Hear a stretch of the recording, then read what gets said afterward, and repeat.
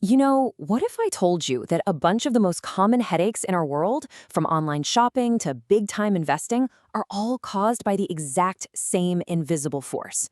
A single hidden problem that, once you see it, you'll start noticing absolutely everywhere. Okay, so let's dig into this. Consider this puzzle. You want to invest your money in a responsible way, right? In companies that are doing good things for the environment. So you look at their official ESG reports. That's their environmental, social, and governance stuff. And on paper, they look amazing. But the pros, the actual investors, they're often super skeptical. So why? What's with that trust gap? Or, hey, think about this. We've all been there, right? You find what looks like the perfect thing online. It's got hundreds of glowing 5-star reviews. The price is right. But still, your finger just hovers over that buy button. Something makes you pause. What is that hesitation? All right, let's zoom out even further. We hear all the time about these brilliant entrepreneurs with game-changing ideas, or university labs making these incredible breakthroughs, and yet so many of them just fizzle out. All that potential, poof, gone into thin air. Why does that happen? Well, it turns out these three totally different seeming puzzles, they're not separate issues at all. Nope.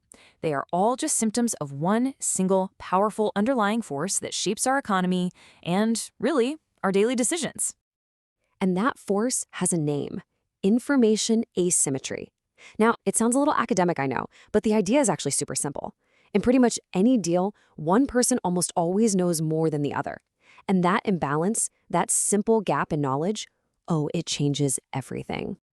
I mean, the classic example, the one that makes it all click, is buying a used car. It illustrates the problem perfectly. The seller? They know the real story. The secret engine noise that only happens on hills, the accident that was patched up just enough, the real reason they're selling. And the buyer, all they know is what they can see, the shiny paint and the price tag.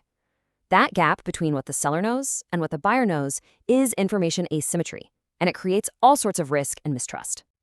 Okay, so this isn't just some abstract theory, right? This force is out there, right now, shaping the real-world puzzles we started with. So let's go back to them, but this time, we'll use information asymmetry as our lens. First up, let's circle back to that cautious ESG investor. It turns out, they're in the exact same boat as our used car buyer. And this isn't just a hunch. We've got real data on this. A study looked at almost 1,300 U.S. companies and found that, good ESG reports can help close this information gap. But, and this is a big but, there's a catch. Because these reports are voluntary, investors worry about something called greenwashing. Companies basically faking how eco-friendly they are just to look good. The company knows the truth, but the investor doesn't. That is asymmetry in action. So what's the fix? Well, just look at this chart. When you bring in a trusted, independent third party to actually verify, to assure the company's claims, look what happens. That information asymmetry, it just plummets. And investor confidence, it skyrockets. That third-party assurance is like bringing in your own trusted mechanic to check under the hood before you buy the car. All right, let's switch gears to our next case and see how this whole thing can get even more complicated. Remember that moment of hesitation before you click buy online? Yeah, see, in e-commerce, asymmetry isn't just one problem. Researchers call it an uncertainty cascade. It's like a chain reaction. It all starts with the platform itself. Is this website even legit? And that doubt leads to seller uncertainty.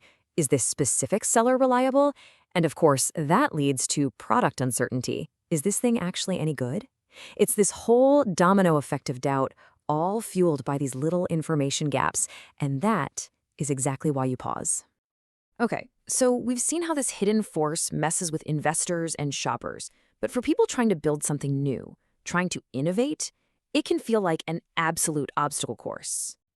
For small and medium-sized businesses, SMEs, you'll hear them called, information asymmetry is a total minefield. This analysis of World Bank data really breaks it down. Sure, there's the financial system, getting loans and all that, but look at this. Confusing business regulations, where the government knows the real rules, but the entrepreneur is just guessing. And then the court system, trying to enforce a contract feels like a total gamble. Every single one of these gaps is another wall blocking innovation. And this quote, this really brings the data to life. It was captured in some research by Michael Lin and his team. It just perfectly sums up that feeling of deep-seated mistrust that kills great ideas before they even start. I mean, if you don't even know the real rules of the game, why would you ever risk playing? Okay, we've seen how this stuff impacts investing, shopping, small business. But here's the final kind of meta twist. The very system that's designed to create and share knowledge, academic research, is suffering from its own massive information problem. Yes, some people call it research debris. And it's the perfect term, isn't it? It's this huge, vast body of brilliant academic work that just sits there, underused, untranslated, or seen as totally irrelevant by the people on the ground, the practitioners, who could actually be using it to solve real problems. So why does this happen? Well, it's because academics and practitioners are basically living in two different thought worlds. They're playing completely different games with completely different rules. Academics, they're driven by what's called a logic of rigor. They need to produce these abstract, general theories and get them published in these slow, peer-reviewed journals. That's how they advance their careers. But practitioners, they live by a logic of relevance. They need specific, practical answers to problems they're facing right now. These two worlds, with their totally different goals and timelines, create this massive, massive knowledge gap between them.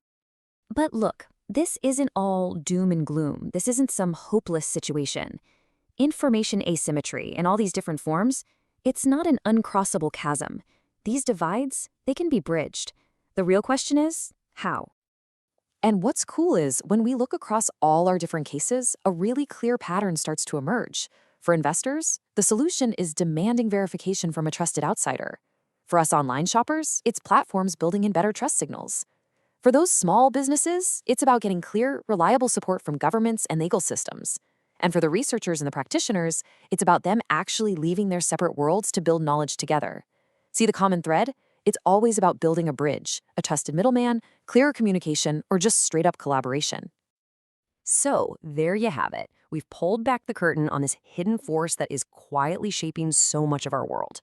Which brings us to the final question. And this one is for you. Now that you can see it, now that you know its name, where is information asymmetry at play in your own life? Think about it. Your career, your finances, maybe even your community. Where's a simple knowledge gap creating risk, fueling mistrust, or causing a really great opportunity to just get missed?